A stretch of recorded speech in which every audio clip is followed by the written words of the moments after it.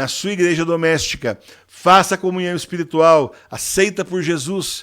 Faça também a confissão espiritual, batize, se case, ajude os doentes graves a se confessarem e se batizarem, se preparando para a morada eterna. Estou preparando um livro, chama-se Manual da Igreja Doméstica. Manual da Igreja Doméstica. Logo, logo vou estar anunciando aqui no canal. Fica de olho com as orações, com tudo que você precisa para dinamizar mais ainda, ser um representante dentro da sua casa da igreja verdadeira.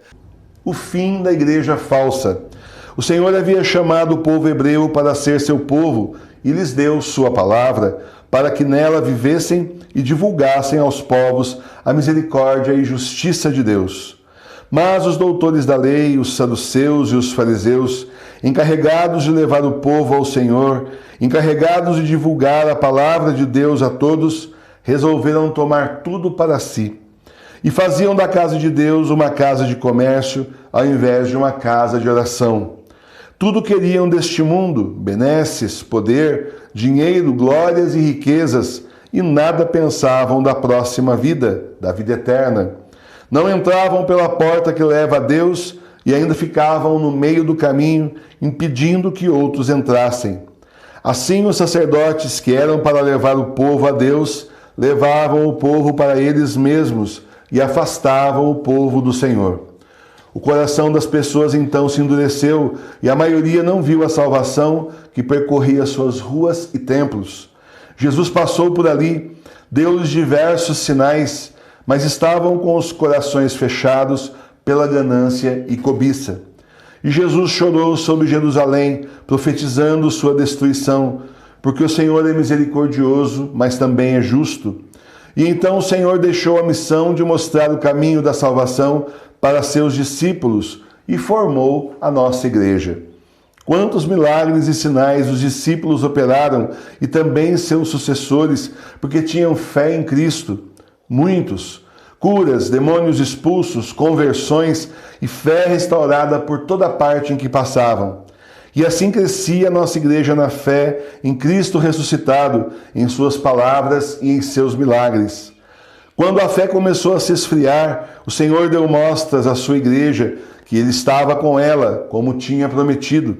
Os milagres eucarísticos se multiplicaram. Jesus e Nossa Senhora apareceram a santos e santas, a beatos e veneráveis, procurando reforçar a fé que tantas vezes ameaçava se esfriar. Ao longo de 2000 anos, o demônio sempre tentou a igreja, começando por Judas, o traidor, e passando por todas as heresias que inspirou contra Deus. E se infiltrou mais e mais na igreja e arrastou homens e mulheres ao pecado, e perdeu almas e as levou para o inferno, porque eles deram ouvidos, ao invés de só ouvir ao Senhor Deus. Para perder um rebanho, é preciso primeiro perder seus pastores, e o demônio atacou o clero, os religiosos e religiosas, e infiltrou falsos padres que se tornaram falsos bispos e que, por sua vez, ordenaram outros falsos padres. E assim assistimos hoje à destruição da igreja diante dos nossos olhos. O que os homens perversos tramavam e faziam antes nas sombras, agora o fazem e dizem à luz do dia. Já não tem mais por que se esconder, porque eles estão no poder. E cometem heresias, apostasias, gerando um cisma, uma divisão da igreja. E assim chegamos à era das duas igrejas, tantas vezes profetizada. A falsa igreja tomando os templos e o poder, e a verdadeira igreja vivendo nos nossos corações, refugiada nos nossos lares, em cada um de nós. Jesus chorou sobre nossa época e chora. Nunca como antes a palavra teve tantos meios para chegar até as pessoas. Nunca como antes ela foi tão distorcida, modificada, desrespeitada. A justiça do Senhor cairá sobre a igreja falsa. Eles se aliaram com os inimigos de Deus e serão destruídos por eles. Porque ao demônio não basta tomar os prédios e as consciências e as almas de padres e bispos. Ele quer varrer a igreja da face da terra, varrendo assim todo o sinal visível de Cristo.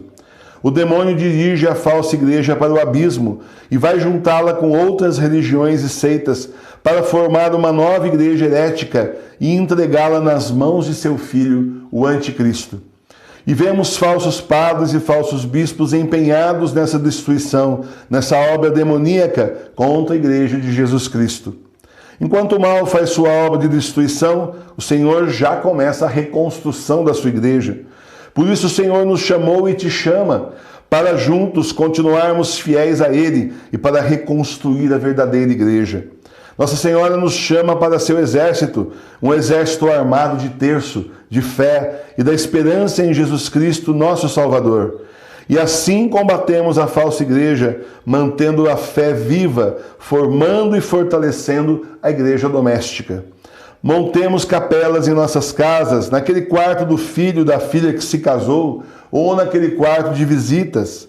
Se isso não for possível, monte um altar no canto da sua casa para ali rezar com a família, estudar a palavra de Deus e interceder pelo mundo, pelas almas do purgatório e pelos pecadores. Vai ser um cantinho da salvação, um cantinho de você estar sempre com Jesus. Toda vez que você precisar e toda vez que você vê que o Senhor foi agredido de novo, que o Senhor foi desrespeitado de novo pelas blasfêmias, pelos atos blasfemos que as pessoas fazem, os infiéis fazem contra Ele e contra Nossa Senhora. Se o Senhor ainda não destruiu o mundo, é porque está chamando seus filhos. E Nossa Senhora está formando seu exército, como ela mesma disse que faria, em diversas profecias. E assim o trigo vai sendo separado do joio, e a destruição e a ruína virão sobre o joio, que será jogado no fogo do inferno. Permaneçamos firmes na fé, firmes com Jesus e Nossa Senhora, por pior que seja a tribulação, porque o demônio quer nos perder, como perdeu a cabeça de tantos. Ele vai continuar nos atacando, dia após dia, tentando nos tirar da igreja. Se arme, coloque a armadura de Deus, a armadura da fé, a armadura do Senhor com o terço na mão, que é a arma de Nossa Senhora contra as tentações e armadilhas do demônio. Permaneça em Jesus, venha o que vier, confie nele, porque ele sempre socorrerá aqueles que nele confiam.